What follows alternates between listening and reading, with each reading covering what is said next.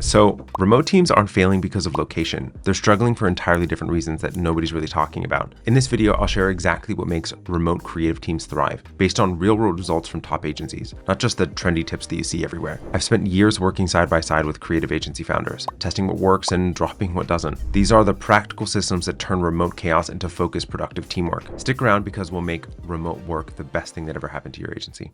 So one of the most important pieces here is you need to have a consistent team rhythm. So the way that you are going about engaging with your team. So how is it that you're aligning priorities, sharing wins, addressing blockers, and increasing accountability, making sure that everyone knows exactly what it is that they need to do. And there are several different ways of going about this. And the bigger the organization, the more infrastructure that's going to be necessary. And when you're smaller, it's things like daily huddles, weekly huddles that allow for you to be able to align those priorities. And then as it continues to grow, being able to have true meaningful accountability, or talking about things like ROSI charts or things like that, right? That allow for people to understand who's accountable, who's responsible, who's consulted in the different scenarios of what's going on. But making sure that you have a rhythm by which you are guiding your team, that it's consistent, that you're able to actually lean upon, that your team knows exactly where to go in order to get the support that they need, address those things that are coming up and causing friction within their day-to-day. In order for that to actually fully function, though, you need to emphasize true, clear communication. So one of the things that we had as a mantra that we had internally ourselves at one point was 100% of the information 100% of the time, allowing for us to be able to have the cleanest communication that we possibly could. And sure, we're not going to get to 100% of the time because that's just not feasibly possible. But it was a mantra that we were using to allow for us to be able to try to keep and provide as much information and clarity as much as possible, which actually created for a couple of different things. One of the things that came out of it was that a lot of instances, video being a better way to communicate, and it didn't even necessarily mean that it had to be live, that it could be asynchronous video communication,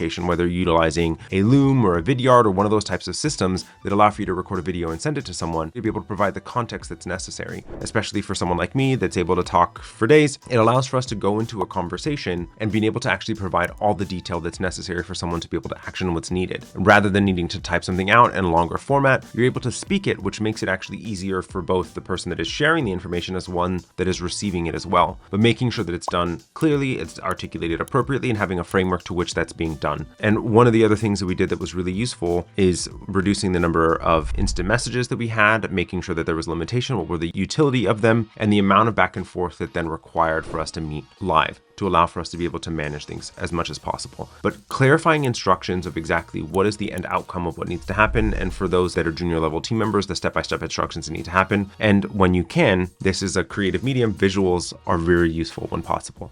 The next piece is really kind of a bit of the antithesis to how a lot of creative minds work, but project management is key to clear collaboration. So what are the documents for transparency, right? The creative briefs that need to be installed, the ownership of who's going to own these different pieces of what's happening within the organization, and where is that central point of truth? If you don't have a central point of truth and the information held a little bit by this person, a little bit by that person, a little bit by this person, no wonder you're having chaos. And whether you're in person, and the only reason that it actually works when you're in person is someone can scream across the room and ask someone for the information that they need, which is actually creating for a lot of distraction. And one of the things that I hear in person, where you've prioritized the locality in order to allow for that communication to be more seamless, if you will, it actually ends up creating a dynamic where in the interviews with the team, they are suggesting that the only way that they're able to get work done is when they're not actually in the office, because you're creating and you're making a systemic problem of lack of communication and true means of collaboration. And so you need to have a system by which that allows for that communication and collaboration to happen. Then you need to be able to balance flexibility and accountability, because the reality is that there has to be some space for things. And one of the things that's really important here is that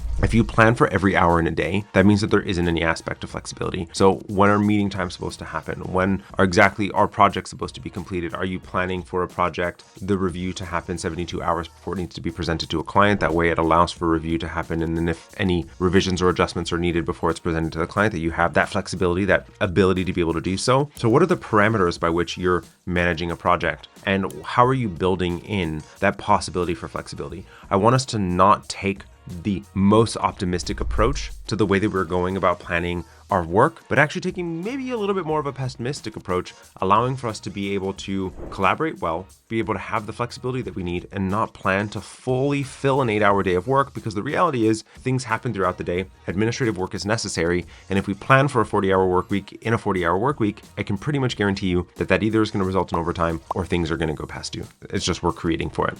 Then if you're wanting to be remote, frankly, you need to hire for remote readiness. So your team needs to want to work independently and remotely, because some people are just better in person. Some people are better remotely and are able to actually hold ourselves accountable. They just operate that way themselves as a human being, and that's just who they are. And for those that need that camaraderie, that need to be a bit more in person, that is a different dynamic that is ultimately going to require that person to be in person. And if you are looking to have a remote organization, a remote operation, you need to hire for people that can be self-accountable, that do thrive in a remote environment. And I see this being one of the key components that I do see actually creating a lot of problem for a lot of people, is that they're trying to be a remote organization with someone that just really is not going to thrive in that environment. And then finally, I want you to coach, recognize, elevate your team to allow for them to be the top performer that they possibly can be. How you handle the lower performers actually makes a huge impact to the wider team. You need to develop your leaders. You need to allow for them to take accountability. You need to allow for them to solve and fix their own mistakes. That one thing that happens very frequently within an agency is that you'll have the leader, the owner, or manager coming in and trying to solve everything for them. And they're not actually allowing them to solve and fix the things that they needed to fix themselves. The reality, if your career has been anything like mine, I've learned more from my failures than I have from my successes. And some of them really stung, and it really taught me a lesson. And if you're not allowing your team to actually learn from those things that we learned from, those circumstances that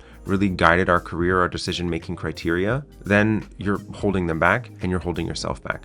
And when possible, if you can, depending on the locality of them, try to create for some occasional in-person connection. We are, a herd animal at the very least as a species. And I think it's important to recognize that it's still nice to be able to have retreats and, team buildings and things that happen, meetups that happen in person. It's just really nice. So as you put these remote team strategies into action, you'll probably notice your agency starts running smoother and your team's output gets stronger. But none of these improvements will reach their full potential if your team doesn't actually trust what's happening behind the scenes. True leadership transparency is game-changing.